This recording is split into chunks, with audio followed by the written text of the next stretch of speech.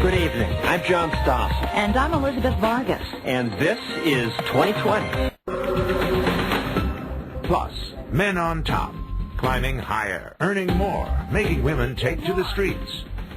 But are men holding women down?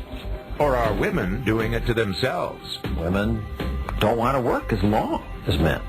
So why are women complaining? I'm John Stossel, and I say, give me a break. Those stories, tonight on 2020. 2020 continues. Once again, John Stossel. Now, I'm going to risk getting emailed to death by irate viewers. We've all heard how women are paid less than men for the same work. 25% less, say many studies. And that's true, but is it for the same work? New research suggests it isn't. So to the activists who say, we need more laws to force employers to pay women more, I say, give me a break.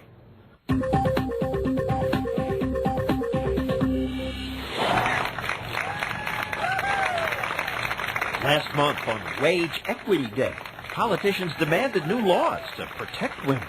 Who cleans our hotel rooms and our motel rooms? Women. We need to make sure that employers treat men and women equally in the workplace. We've heard over and over that Today, a woman makes 78.5 cents for every dollar earned by a man. it's called the wage gap, and the activists say it's not about men working longer or harder. It's about sexism. That no matter how hard women work, or whatever they achieve in terms of advancement in their own profession and degrees, they will not be compensated equitably. Most people believe that. I was on the Tony Danza show this morning, and I asked the audience, in the same job, doing the same work, who will be paid more, a woman or a man? Even these adolescents believe it. Man. Wow, how unfair. But wait a second, does this even make sense? Suppose you were an employer, and you knew that you could hire women to do the same job for much less money. Wouldn't you hire only women? I asked Martha Burke, chairman of the National Council of Women's Organizations, about that. So if a woman does equal work for 25% less money, why would any employer ever hire a man? Well, because they like to hire men, John. I mean, they like to hire people like themselves, and they darn sure like to promote people like themselves. Burke wrote this book about power and discrimination, and she concludes what we've all heard. Women make less, even if it's the exact same job title, and it is the exact same work, and the experience is comparable. There's still a feeling in this country, A, that men own the jobs, and B, that men are automatically better at jobs. No, that's not true, says Warren Farrel. The average full-time working male works 3 hours more per week than the average full-time working female. Farrel spent about 15 years going over U.S. Census statistics and other studies and found that the wage gap exists not because of sexism, but because more men are willing to do certain kinds of jobs. He illustrates this when making speeches. It's men over here and women over here. Okay? He separates the men and women and then asks people to stand up based on more than 20 job choices. Stand up if you work in a field that exposed you to the wind, the rain, and the snow for at least 2 years of your life. Stand up if you've done that. Stand up if you work more than 40 hours a week. If you work 51... Again and again, more men stand. Stand up if you have more than 20 years' experience. Commute more These are all choices that bring higher pay. 14 men and about 4 women.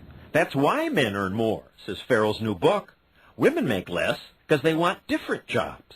The women themselves say they're far more likely to care about flexibility. The men say I'm far more likely to care about money.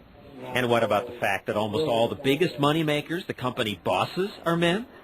Yes, there are some female CEOs making big bucks, but they are the exception. Isn't that discrimination? We have been suckered into believing that because there are more men at the top than women at the top, that this is a result of discrimination against women. That's been the misconception. It's all about trade-offs. You earn more money, you usually sacrifice something at home. If they aren't discriminating, why are they paying these million-dollar settlements? Because they're afraid. They're afraid of getting publicity for a year saying that they're anti-female. So you settle. Decades ago, Farrell was a man who, with Gloria Steinem, went to feminist protests. He's the only man to have been elected 3 times to the board of the National Organization for Women. You were one of these activists saying, how outrageous. Yes, and I used to wear a 59-cent pin to protest the fact that men earned $1 for each 59 cents that women earned for the same work. And then I asked myself one day, if men are earning $1, maybe I'll go out and start an all-female firm, and I'll be able to produce products for 59 cents that male firms are producing for $1. You'd get rich. And I'd get rich. And I'd say, well, there's something wrong with the statistic here.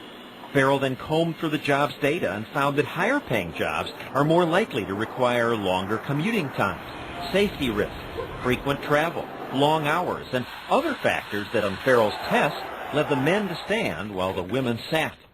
Those jobs pay more because fewer people want to do them. It's not sexism, it's simply supply and demand. In some jobs, financial analysts, for example, women make as much or more than men.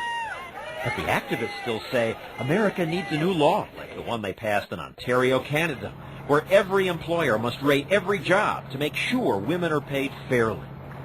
The law's incredibly complicated. The Pay Equity Commission came out with this implementation checklist, which just goes on and on with complicated instructions. Sheldon Kaplan works for a Canadian company that sews and sells sofa cushions. We went off, spent months, spent thousands, if not $10,000s of dollars to do a 3-cent adjustment that may not have even been necessary. The sofa company's evaluations went on for 41 pages of hair-splitting guesstimates to try to comply with the bureaucratic rules. And while the law may have raised some women's wages, a broader study done by the Canadian Journal of Economics says the law has had no effect on wages in female jobs or on the wage gap. We don't need a law, says Kaplan. Any company that discriminates by sex or anything other than workability will have higher costs. I hope my competitors discriminate. I want my competitors to discriminate because they will go out of business. Why does the myth persist? Everywhere I hear women earn less. It persists because nobody wants to confront it, because men who confront it become the bad guy. So now you're the bad guy. Yes, actually. But he's just saying what makes sense. Women and men look at their life, and women say, what do I need? Do I need more money, or do I need more time? And women are intelligent enough to say, I need more time. And so women lead balanced lives. Men should be learning from women. But some politicians say we should import the bureaucratic mess Canada has? Give me a break. Mostly women.